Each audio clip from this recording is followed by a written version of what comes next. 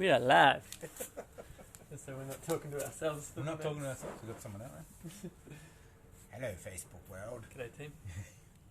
So, I explained the dreaded drama triangle to a client the other day, and yesterday's session she goes, "Do you know how many people I've showed that to since then?" And I said that to Brooke, and we were just like, we're a bit flabbergasted that everyone doesn't know this, right? It's one of those things, isn't it? I suppose once you have the knowledge, you think everybody knows it or understands it. So it's a really good point to come up with that.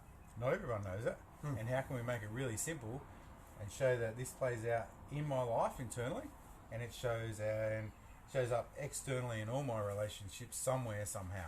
Right? And The it's universe, just at what level? the universe will get us into it tries, or like will get us. It won't get us. But it'll continue to try. I was explaining this to my my client who has been through cancer, and she didn't go into victim during her cancer at all. Everyone tried to give her all this sympathy, and she's like, "Look, I'm fine." Right? Strong willpower. But now with her kid in the schooling system, all of a sudden she's jumping through the hoops. And what was the term that you said about Well, it's out of her control. That's out of her control. Yeah. So this happening victim to me. is like It's life's happening to me. Yeah. So it's a real, when I have no control, life's happening to me, so I feel. So go into a victim, and victim consciousness goes, well, I can't do anything about it, I just have to lay here and accept it. It's totally not true. How can you look at that differently and change the perspective on it so that you don't show up in victim? And look at, if you did that, you might be able to turn around and see what's the gifts in what you've been given, so you can turn around and say, how's life being done for me instead of to me? But it's a place that we can go to really easy, and it's modelled to us pretty well as well from our families. In a relationship, there'll be one of the parents will be a victim and the other one will be a perpetrator or a rescuer, and it's just, and that can change at times as well. It's fluid, but generally there'll be one person in the relationship that's quite often the victim. I was saying to Brooke, like, how many dads do we know that jump from that rescuer to perpetrator energy? Because this rescuer energy is this kind of like, I'll explain it for me before we go deeper into that. So I know for me, how this really used to play out for me, right, is that I had to keep this mask on for years and years and years of being this rescuer, or being like having my shit together, right? And I used to get into relationships with women that saw me as like this white knight that just was like just such a great guy or whatever. When women saw me like that, it just made me feel like, yeah, I am, and it just like cultivated that ego, like I wrapped around it. But if I'm in rescuer, like this is that, all right, white knight energy. Hero. The hero, right, is what like Brooke loves to say. So I'd be like this hero, right? Yeah, like, you can share all your emotions with me. Everything's fine now. You've got me. That kind of energy, right? Because this creates this codependence, right? Because I get to be above this victim. It gets to like bolster my ego of myself up. So I'd be this rescuer. I'd be this white knight, like Prince Charming energy. And eventually, after some months, after 6 to 12 months, all of a sudden the cracks would start really be showing in this mask, right? The women would see through it. Like my partner would see through it, and my ego couldn't handle that, right? And all of a sudden, I'd want out of the relationship, right? So I'd start perpetrating so that she'd leave me, because at the time I didn't have the courage to actually sit down and have a conversation and be like, "Hey, I don't want to be with you anymore. Like, I need to be in my truth. I'm not committed to this relationship any further." Like, I couldn't do that, right? And so I'd sabotage the relationship until she essentially broke up with me, or like we had no choice but to part ways. So I'd go from this rescuer, like this hero, to because I couldn't stand being a perpetrator, right? I'd avoid, right? And what that is actually doing is perpetrating on her, because she'd just get even more emotional, she'd get even more distraught, right? Yeah. And so, and what's showing up for me there, that's codependency. It's not dependency. You need your codependent, that she needs to be rescued all the time.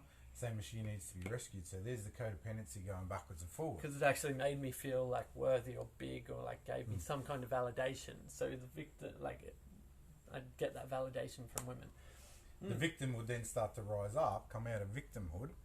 Then you go over here and perpetrate on her, so that you went back into, and this doesn't mean this is any gender. It's not just a man versus a woman. Woman does it as well. Then you would perpetrate on her, so she went back down into the victim. So then you had a role, and you felt important and loved and cared for because you had someone that needed you.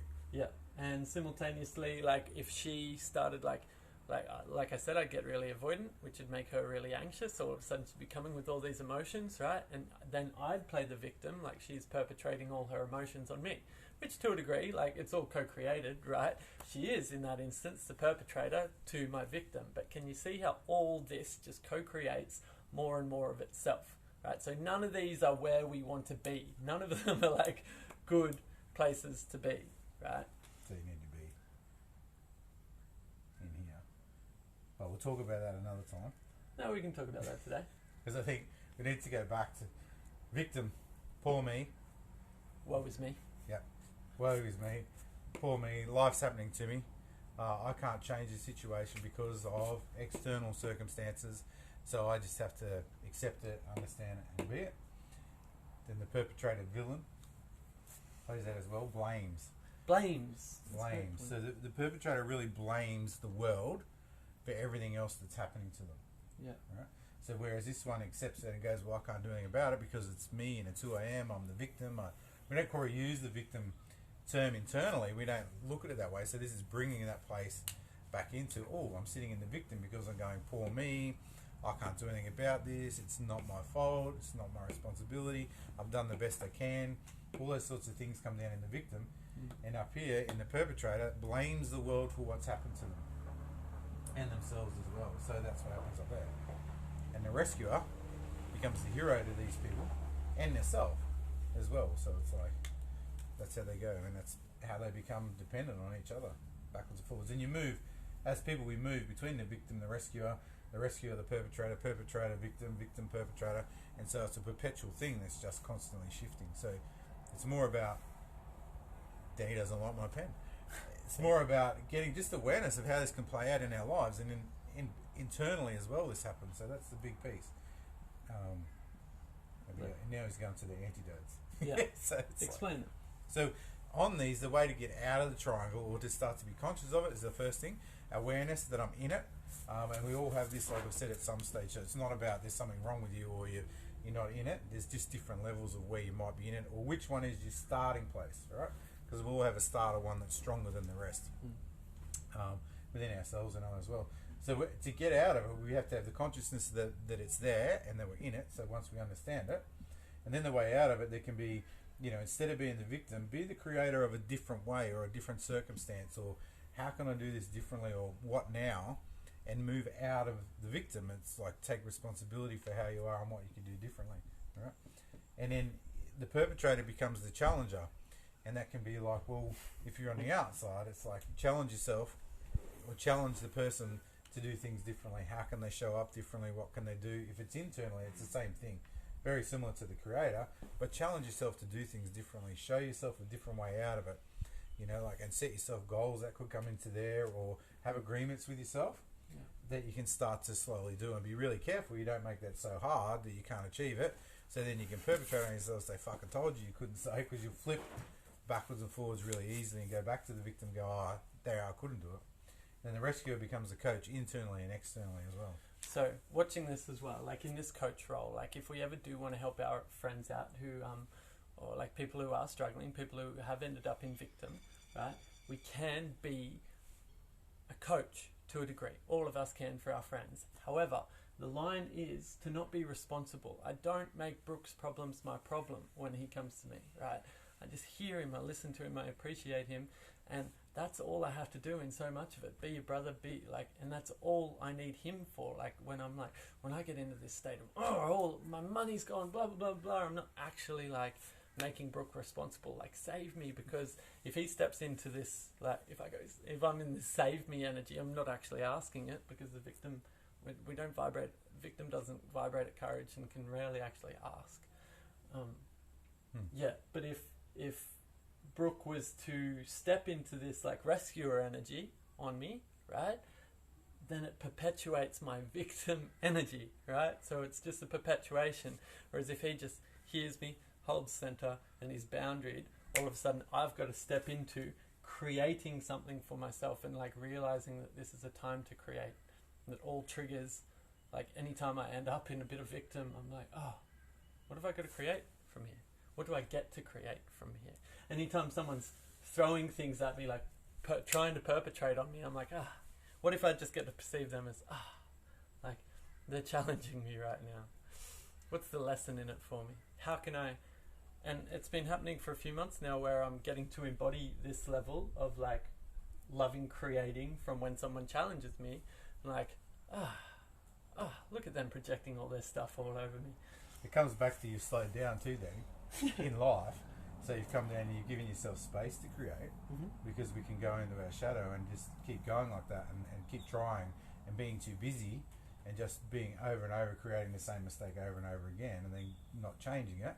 So you go into the victim, like, I'm trying and it's not helping. I'm trying and I'm not helping. I'm trying and it's not helping. But if you took the time to slow down and stop, right, then you'd be able to create a different way and learn from what it is that you haven't been doing right in that victim mentality of just repeating the same pattern. So yeah. So if you looked at this as an overview now, the whole world will go, Australia in the last 3 or 4 months has been into a place of deep victim consciousness. And they've even, the governments or people out there, whoever that wants to be, have really perpetrated on a place that brings the victim into place. They didn't say stay home because you're going to get sick and you might die. What they said was if you don't stay home and you don't keep 1.5 meters away from people, you're going to kill people. Was the words that they used. People are going to die if you don't stay home. Right? So all of a sudden, picture me years ago who was avoiding being a perpetrator at all costs, avoiding. All of a sudden, like if I've got this perception that if I go outside I'm going to kill someone, right? Like, I don't want to go outside. I'm this white knight. I could never do that to anyone. I'm going to be this white knight and be perfect and stay home. There's possibly people still in their houses that haven't left after all these months because they got such an aversion to perpetrating on anyone, to being any kind of villain. But realizing that this is within us all, right?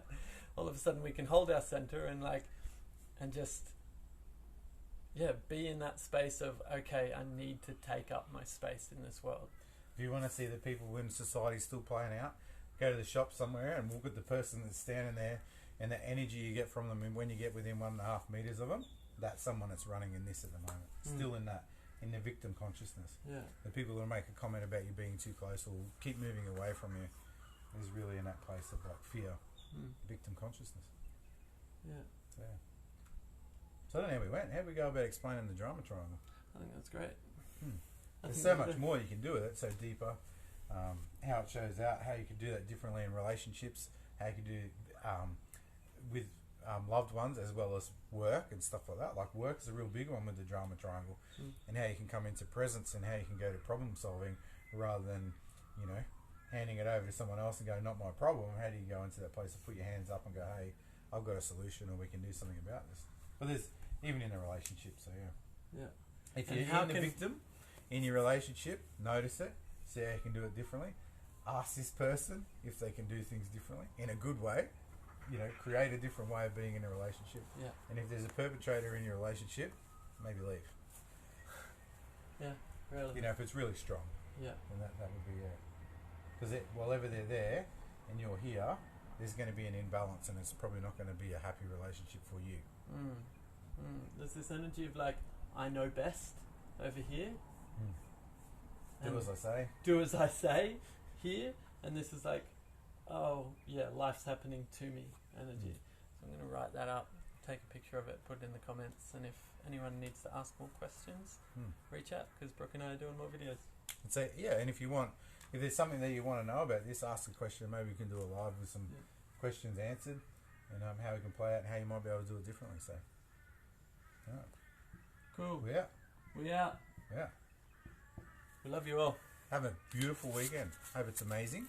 And just notice now that you have some awareness about this, how some of this might play out And if you didn't think you had any victim, if you ever say, poor me, oh, this has happened to me, that's it. You know what I mean? Like, just notice it. It's there somewhere.